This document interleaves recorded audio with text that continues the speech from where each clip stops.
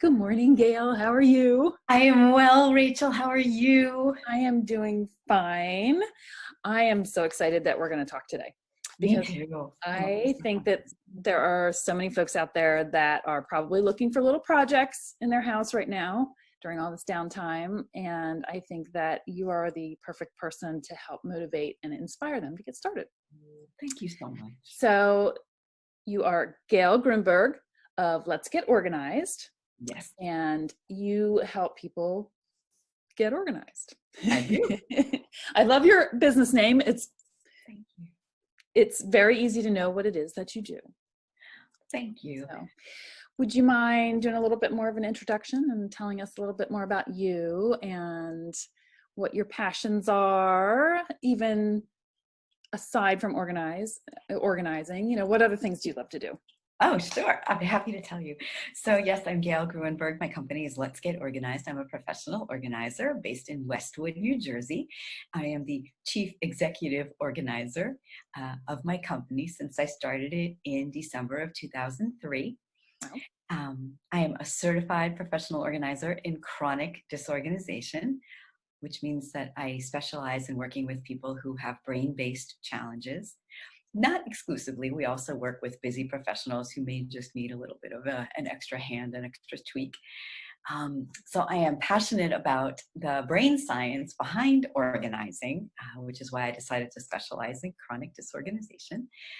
And outside of organizing, I I love to, honestly, I'm a real introvert. So I love to read. I love to listen to a good story. I love to watch movies. And up until this pandemic hit, I was learning how to swing dance. Wow. Yeah, and it's Wow. so much fun. Wow. Oh, So have they moved those classes online? Like, are you able to do some of that? I have to check Okay. because I'm kind of in withdrawal now after a few weeks. I know it's actually kind of hard once you start pulling in and staying in. It you really get kind of comfortable in that place. You are I'm finding absolutely right. myself there, and so yeah. But I know I have some friends that have a daughter in some dance classes that they are taking online, which is kind of crazy. And they said it's working out really well because all the girls aren't talking and chitter chattering. So That's a bonus. yeah, so it keeps everybody focused on what they're working on. So yeah, and I love that you're interested in the brain science piece of it, because I think that what that means for the average person is that you are going to tweak organizational techniques to how their brain works and not necessarily how your brain works.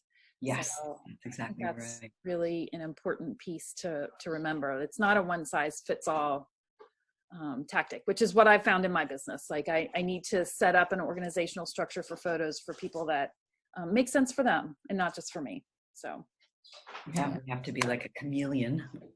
that's right. That's right. And that's a special gift, Gayle. You as well. Yeah, yeah. So tell me, what are what are some typical projects that you could see people maybe getting started and being able to finish during our current stay-at-home mode? Something that that you can see the completion, right? It doesn't have to be a huge, enormous project, but and maybe that's part of it. Maybe it's breaking down into the smaller pieces. But what are some projects that you could see people working on that would make sense right now? You're absolutely right. Tackling a big project could feel very overwhelming. Mhm. So breaking it down into smaller pieces is great advice. And I'm thinking that right now, people are probably spending a lot of time in the kitchen. Mm, yes. Yeah. More than I prefer. Yes, I'm not a big cook myself, so it's Yep. like just stay away. Yep. And I can tell you in a moment what my son is doing because he's a culinary person. Oh, lucky you. Yeah. Oh my goodness. Yeah, we can Wow. get back to that if you like. Sweet. But as far as organizing, I figure, people are we're very focused on making sure that we have enough food in the house and making meals that we're not going to get bored with. So I would suggest, maybe if you're going to tackle a kitchen, or if one is going to tackle a kitchen, then start with maybe one cabinet at a time. Maybe you start with the pantry, because a lot of people, they might have a deep pantry and things just get buried back there after a while. So we don't know what's back there if it's still fresh. So the technique that I suggest using, it's very simple. We'll put some C's to it. So what I suggest is, first consider, look at what you have, see what there is, and familiarize yourself. Then clear it all out. So say you're going to do one shelf, just clear out the whole shelf. Not the whole pantry. Not the whole pantry yet. Okay. That was probably the mistake I made when I did my pantry recently. I just pulled it all out. And so don't do that? Is that what you're saying? You could, if it's not overwhelming. You know, I personally would prefer to do the whole thing at one time. Did it feel like, oh God, this is too much, I shouldn't have done it that way? Well, I mean, it certainly kept me motivated to get it done because I didn't want everything all over the floor on the dining room table. But yeah, it felt a little overwhelming. Excellent point. Yeah. Okay, good to know. So if that is the case, then I would suggest, you know, going shelf by shelf, and just see what you have, clear it out, put it out on the counter or the floor, wherever you feel comfortable working. Categorize it, which is simply a way of saying put like with like. It's one of the generally accepted principles of organizing that I came up with. Yep, I tried to do that. Yeah. Toss whatever is expired, whatever is open, broken, leaking, yuck, dented, over time. So that's consider, clear, categorize, then contain. So you're going to want to put it back in a way that is easy for you to see what you have and you can use it up. And then another C is over time control. Just maintain it so that you can always see what there is, that it's always fresh. You're constantly rotating. In accounting, there are the concepts of FIFO and LIFO, first in, first out, or last in, first out. I like first in, first out, keep it fresh, keep it rotating. So it's not a complicated procedure. It just takes a little bit of focus. I think the hardest part for me is the control piece. Like, I don't mind getting it organized. I don't mind pulling it all out and cleaning everything up and it looks great, but then it's the control piece that I personally struggle with. In my house, we joke about the pantry that I'm going on strike and I won't go into the pantry anymore because there's stuff on the floor and, just I can't find things. And I think that the C for control is the hardest thing for me. Is that normal? Yes, I think most people find that. Yes, putting the system in place is not that hard for a lot of people, but yes, maintaining it is a challenge. And I have a few thoughts on that. Okay. I feel that it's a constant process, and to maintain it a little bit every day, or at least on a regular basis, is key. And it might even mean actually physically scheduling it on a calendar, like once quarter. I know, like really, who's going to do that, right? But if we you're don't right, think you're right. about it, I know you're right. I mean, I don't, but certain things, like maybe not a kitchen pantry or whatever, because we're constantly in and out. So if it's possible to stay mindful and present about, like, oh, I see this is out of order, and the corn is over there with the beans, and right. So on a daily basis or a regular basis, just kind of modify it. Equalize, I think, is a good word. I know Julie Morgenstern is a famous organizer, and she uses that word. Mindful, being present, following through. Following through is sometimes a little bit of a challenge. Sometimes getting support. If someone has a brain-based challenge, they might be able to get from steps 1 to 4, but never in a million years will they get to step 5 without some kind of what I call a bridge. Right. So outside support might be that bridge. An accountability buddy, just to say, hey, did you do it? Whatever it is. Right. Do you recommend involving the family during this time and cleaning out the pantry? I do. I mean, it's free and cheap labor right now. Yes, it is. And I also find that if the family is invested and you get buy-in, then they might be a little bit more agreeable to helping along the way. And we know, if you are a business owner and you have to spend a lot of time on growing your business, I did this with my own family, so I'm speaking from my experience. Mm-hmm. They need to support us. Right. We just can't do it all. Right. We might be able to give them direction and teach them how to do it, and then they need to step up as well. Okay. So now, is your son in control of the kitchen? Well, we're kind of staying clear of the kitchen so that he can use it. Okay. All right. He's a recipe tester and he needs the space. That's cool. So do you get to consume the things that he's testing? Is that a side benefit of his work? Yes, some of it. I haven't really seen much of what he's been testing. We have a unique situation in that our kitchen is kosher. Oh, and okay.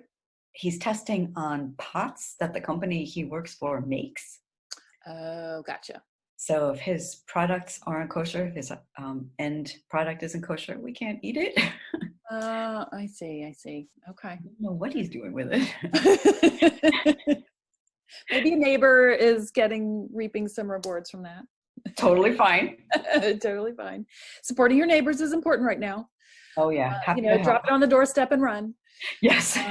Yeah. So I had to send a text to my neighbor the other day saying, do you have any rice? I think my rice went bad. And then I found the date on the actual package of rice and it said it should be okay till June. And then I'm thinking, well, it's probably just in my head. The whole thing was just in my head. And so I texted her back going, never mind. Cause I didn't really I was like, how are we even going to do that? I'll bring over a container or you can put in a bag. And just this whole world right now is a new reality. And hopefully, it's not all a permanent shift. But I think we'll have some shifts in our real life. All right. So did that kind of complete your instruction on what you would say would work for the pantry? Do you have any personal tips on how you stay motivated to finish something? Like, say the pantry is going to take 4 hours to do. Like, do you have any personal advice or strategies that you use to help you see it through? That's a great question. And I have a few thoughts. Definitely one that you said earlier, because if everything is sitting out and that makes you uncomfortable and that makes one uncomfortable, that's great motivation to get it done beginning to end. Mm-hmm. I also suggest maybe, like you said, also setting a timer. Oh, okay. For 15 minutes and doing short spurts. That's especially good for people with brain-based challenges because sometimes the attention isn't for a very long period of time. So the interest can be held for 15 minutes and the energy spurt is, right. It's a great adrenaline rush. How to stay motivated. I guess you could set up a virtual buddy. Yes, absolutely. If you're both working on your pantry at the same time. That's a great idea. I also, I talk about core values, organizing to your core values. Mm-hmm. Like if you having things all over the place bug you, then maybe one of your core values is you like things neat and clean and spacious and calming when there's nothing out on counters. So if tapping into a core value and remembering what that is a good motivator, then I'm all for that. Okay. Yeah. I mean, I think that I love having an accountability buddy around it. Just kind of helps, especially right now. I mean, I don't know. I'm finding myself that I would just as much prefer to go sit and read for a while. And not that there's anything wrong with that, but it would be much easier for me to just say, oh, I'll do the pantry later and go sit on the couch. Oh, yeah. and do a Netflix binge. It would be just as easy for me. It would be very easy for me to decide to go do that in in my current reality. So I don't think I'm alone there, but No. so I think having that connection, and another friend of mine, she had posted something on Facebook mentioning, let's not call it social distancing, let's call it physical distancing, which is actually a much better term, because we are very social people, and there are other ways for us to connect socially without having to be, in the same room. So any excuse to get on a Zoom call. Right? For sure. Can keep us motivated. So that kind of brings me to, I guess, what will be my last question, unless you have some other things that you want to add or talk about. I think we're doing beautifully. Okay. What personal strategies do you have right now to keep yourself positive? I mean, you're always smiling, Gayle. Which is what I love about you. Like, I can look at you across the room, and we're in a coaching program together, and I look at you across the room, and you are always smiling, and you just always a positive personality, which I love so much about you. What is your personal secret to maintaining that? Well, honestly, lately it's been really challenging. It's so easy to go down that rabbit hole of darkness. But as you said, connecting with people right now it's definitely helping. It's keeping my vibration up. I'm doing a lot of positive self-talk. Like, this too shall pass. That's very helpful. And I'm going to send a shout out to James Taylor. Okay, he'll take it. I love his song, Shower the People You Love with Love. Aww. And it's really, I keep, playing it in my head. Like, it just reminds me, like, just keep letting people know that I love them. Connecting, it just really lifts me up. So hopefully I can lift other people up by sharing that message. Yeah, that's really sweet. I'm going to go listen to that song. It is so beautiful. Oh, good. I'm going to listen to that one. That'll be my next, when we hang up, that's what we'll do. We did a Zoom call last night with my husband's family, and there were, I don't know, probably 12 to 14 squares on the Zoom. And, some of them were, 2 people were in it, and like my family, all 4 of us were in it. So we didn't each have our own square, which was probably better, because, once you get too many people on Zoom with an open mic, it can go a little sideways.